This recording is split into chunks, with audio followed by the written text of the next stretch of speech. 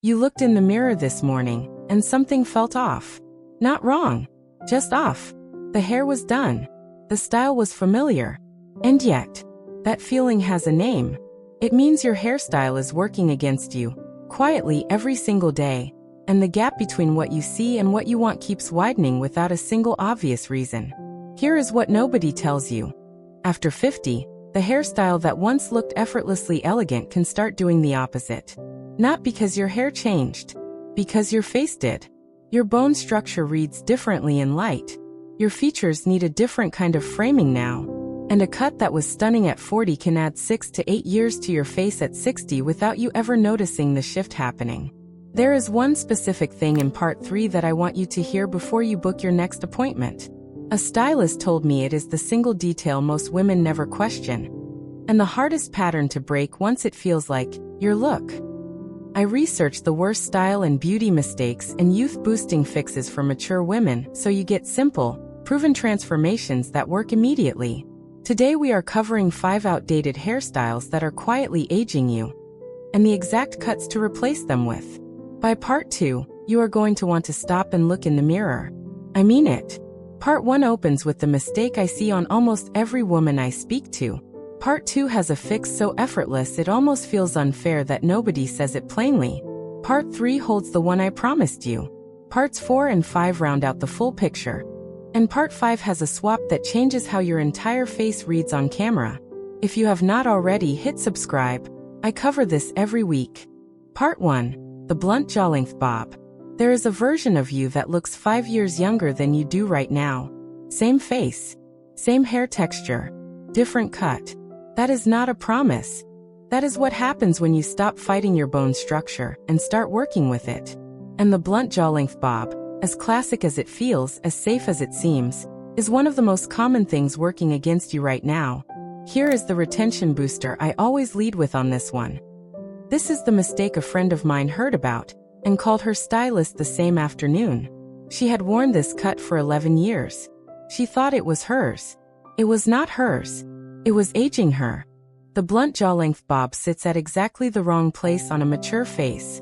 And here is the specific reason.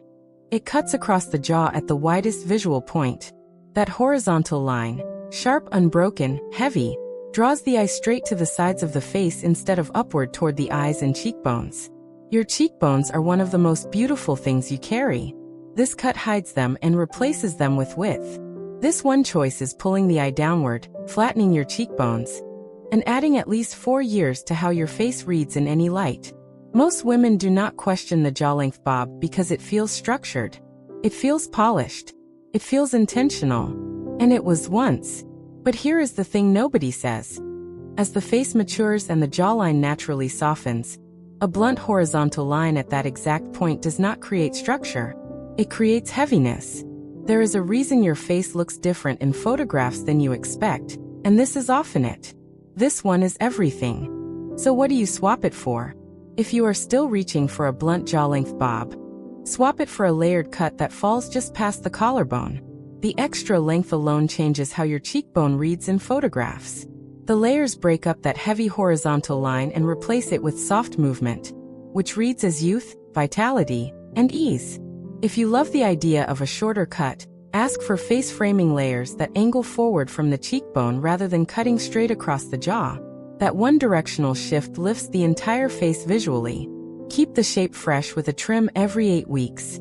Layers lose their softness when they grow out unevenly. A quick tidy every 2 months keeps the movement working for you. The next part has a mistake that surprises almost every woman I tell it to, because it is not the cut itself. It is something happening to the cut. And once you see it, you cannot unsee it. Part 2, the over-teased crown volume. Ask yourself something honestly. When did adding volume at the crown start feeling necessary? Because for most women over 50, it happened gradually, a little lift here, a little more product there, until the hair at the top of the head began to look more like architecture than like hair. And that architecture is aging you. Quietly. Consistently. Every single day. This is the one a stylist whispered to me after a client left the chair. She said, "I see it constantly and I never know how to say it. So I am saying it for her." Here is the key insight. Over-teasing the crown was designed for a different era of face shape. When the face is fuller and rounder, as it often is in the 40s, extra height at the crown creates proportion. But as the face naturally lengthens and the temples become more defined after 60, height at the top of the head stops creating balance. It starts creating a triangle. The face appears longer, the temples look narrower, and the overall silhouette pulls toward dated rather than elegant. This specific choice is creating visual imbalance that elongates your face and draws the eye up and away from your most beautiful features. Your eyes and your bone structure. Write this one down. There are 3 specific fixes here, and each one matters. First, replace teasing with a volumizing mousse applied at the roots before diffusing. This creates lift that moves. Teased hair creates lift that sits, and static volume always reads as heavy and old-fashioned. Second, ask your stylist for a slight graduation at the crown. A subtle internal layering technique that creates the appearance of natural fullness without any product architecture. This is a cut-level fix, not a styling fix, and it is the difference between hair that looks intentional and hair that looks effortful. Third, if you genuinely need height for face proportion, build it at the sides rather than the top. Side volume at the temple creates width at the cheekbone, which frames the eye, lifts the face, and reads as modern in a way that crown height simply does not anymore. Now here is the thing about crown volume that nobody in this space talks about. When the hair sits heavy and high at the top, it creates a visual shadow across the upper face. That shadow, even in good lighting, mutes the brightness around the eyes. And your eyes are the first thing anyone looks at. Dimming them with a structural shadow is the one thing you cannot afford to let happen. Your maintenance tip here. Switch to a wide-toothed comb instead of a brush on dry hair. Brushing adds friction and static that push volume upward involuntarily. And before you know it, you are back to teasing just to balance it. The wide-tooth comb keeps the shape honest. Next, part 3. The one I mentioned in the intro. The one a stylist told me is the hardest pattern to break once it feels like your look. You are about to understand exactly why. Part 3. The mushroom cut. I watched a woman in a salon chair last week. Stunning bone structure, perfect posture, and one cut was doing all the wrong things to her face. She kept asking the stylist to just clean it up. She did not know what she was actually asking for. She had been wearing a variation of the same mushroom-shaped cut for so long it had stopped being a choice. It had become an identity. And that is exactly why this one is the hardest to hear. The mushroom cut. Rounded at the top. Tight at the sides. A uniform dome shape that sits on the head like a cap. It feels tidy.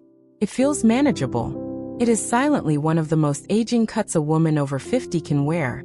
And most women never question it, because nobody ever has. Here is the specific truth about the mushroom cut. The dome shape creates a closed silhouette. There is no opening at the face. No framing.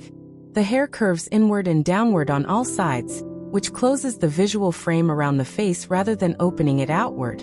An open silhouette, where the hair moves away from the face at strategic points, is what reads as youth and vitality. A closed silhouette reads as heavy, compressed, and aged. This closed shape is compressing your facial frame, muting your bone structure, and adding years to your appearance every single morning you walk out the door with it. This is the one. Most women wearing this cut believe the roundness is giving them softness. And softness is good, right? Yes, but there is a difference between softness and closure. Softness is what happens when layers fall gently around the face. Closure is what happens when the cut wraps inward and eliminates the space between your features and the outside world. There is a reason this mistake is the hardest one to spot on yourself. Because you have been doing it for so long it feels normal. Your mirror has adjusted to it. Your family has adjusted to it. Only your photographs tell the truth. The swap is specific and it works immediately. Replace the closed mushroom shape with a pixie cut that has longer, textured pieces at the crown. What stylists call a textured top pixie. The sides remain short, which you may already love, but the top has length and movement. The pieces fall in different directions. The silhouette opens. The face is suddenly framed rather than enclosed. If a pixie does not feel right for your lifestyle, ask for a short layered cut with face framing pieces that angle forward at the cheekbone. Even 2 centimeters of forward angling length at the front transforms the visual relationship between your hair and your eyes. Product tip. A small amount of light defining cream worked through the top pieces on a textured pixie gives you the control of the mushroom cut without any of its closedness. It is the same effort. A completely different result. What I am covering next almost nobody mentions, because it looks expensive and intentional, but it is quietly one of the fastest ways to add years to a refined face. That is part 4. Part 4. The overly layered shapeless cut. Bold truth. There is such a thing as too many layers. And on a mature woman over 50, excessive layering does not create movement, it creates chaos. It removes structure from the places the face now needs it most. The overly layered shapeless cut starts with good intentions. Someone told you layers add volume. Someone told you they create movement. And they were right in theory. But when layers are added without a considered shape underneath them, when they are cut too short and too many throughout the entire length, the hair loses its silhouette entirely. What remains looks thin at the ends, frizzy at the surface, and structurally flat even when it is full of product. This is the one a good friend of mine spent 2 years trying to fix, not realizing the cut itself was the problem. Here is the key insight most women never hear. After 50, hair density changes. The individual strands are finer. There are often fewer of them. Layering was designed for dense, thick hair with enough internal volume to hold a shape after the layers are cut. When hair becomes finer, as it naturally does, aggressive layering removes the very weight that was creating the appearance of fullness. The hair ends up lighter than air and flatter than before the cut. The stylist gave you movement. What actually happened was the structure left the building. This specific choice is stripping your hair of its weight and silhouette, making it appear thinner and more aged than your actual density justifies. Yes, that's simple. The fix is about restraint, not removal. Ask your stylist for a long layer technique, sometimes called a one-length cut with minimal graduation. This means the bulk of the hair stays at one length, with only soft face framing layers added at the front to open the silhouette. The weight at the ends is preserved. The hair falls with visual substance. The overall shape reads as polished and intentional rather than scattered. Second fix. If you already have the shapeless layered cut and are growing it out, a gloss treatment added at your next appointment will compress the cuticle and immediately restore the appearance of weight and shine, even before the length returns. It is one of the most underused tools for mature hair, and it costs very little. Third fix. When styling, direct the blow-dry downward rather than lifting and rotating. Downward airflow compresses the layers and encourages them to fall in the same direction, giving the illusion of a deliberate shape even when the cut underneath is still transitional. Maintenance for this cut is simple. One trim every 10 to 12 weeks to keep the ends blunt and weighted. The temptation when the hair feels flat is to ask for more layers. Resist that. More layers will not solve flatness caused by too many layers already. Weight is what solves it. The swap. If you are currently wearing the fully layered shapeless cut, swap it for a long one-length shape with face framing pieces only at the front. Your hair will appear twice as thick within 2 washes. The photography difference is immediate. Part 5 is the one that closes everything. And it is the hairstyle mistake most likely to be in your life right now, today, this morning. The one that hides in plain sight because it looks like a choice when it is actually a habit. Part 5. The unchanged parting. You have been parting your hair in the same place for how long? 10 years? 20? Longer? It feels like nothing. It feels like a detail so small it could not possibly matter. That is exactly why this one hides. And that is exactly why this one ages you more than most women ever suspect. The unchanged center part, or the deeply set side part worn rigidly in the same place year after year, does something very specific to a mature face. It creates symmetry that works against you. It divides the face down a fixed vertical axis and holds it there. And as the face changes after 50, as fullness redistributes, as the temples and forehead become more prominent, a fixed hard part emphasizes exactly the features that benefit from softness and underplays the ones that need lifting. Honestly, the parting is the one thing I wish someone had warned me about years ago. Here is the specific reason the fixed part ages a mature face. A hard part creates a line. And any line on the face, whether in makeup, hair, or shadow, draws the eye along it rather than across the features. A center part draws the eye straight down the nose and chin. A deeply entrenched side part draws the eye across the temple and toward the ear. Neither direction is where you want attention landing. You want eyes on your eyes. You want eyes on your cheekbones. The parting is redirecting them every single day. This fixed line is pulling visual attention away from your most striking features and toward the least flattering angles of your face. And it is doing it from the moment you leave the house. There is one thing about partings that nobody in this space talks about. The part itself creates or eliminates volume at the crown. A center part splits the hair evenly and flattens the root on both sides simultaneously. A zigzag part or a soft diagonal part lifts one side of the root away from the scalp naturally, without product, without heat, without effort. That lift is what separates a face that looks awake and dimensional from one that looks flat regardless of how well everything else is done. The swap is this. Move your part 2 centimeters from wherever it currently lives. That is all. Not a dramatic change. 2 centimeters toward the opposite side. This single shift disrupts the habit line at the root, creates asymmetry in the silhouette, and immediately lifts the crown on the heavier side. Do it wet, comb it to the new position, dry it there, and within 3 days your hair will hold the new direction naturally. If you want the maximum lift, ask your stylist for a soft zigzag part instead of a straight one.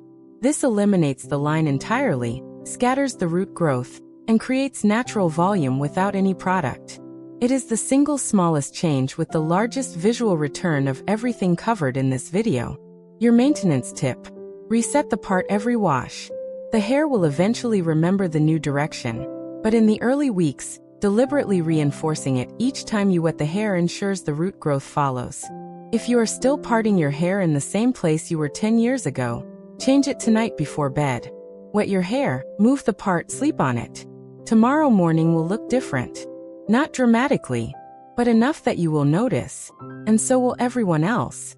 You just learned the 5 outdated hairstyles most women spend years wearing without knowing they are working against them, and you did it in one sitting. The blunt bob, the over-teased crown, the mushroom cut, the shapeless layer trap, and the parting nobody ever questions. You have them all now. Wear this knowledge with the confidence it was always meant to carry. Tell me in the comments.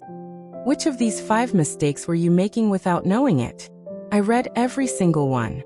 Next time, we are getting into the one accessory mistake that adds 10 years overnight. And it is not what you would expect. Like this video, subscribe to Timeless Wisdom Path, and I will see you in the next one.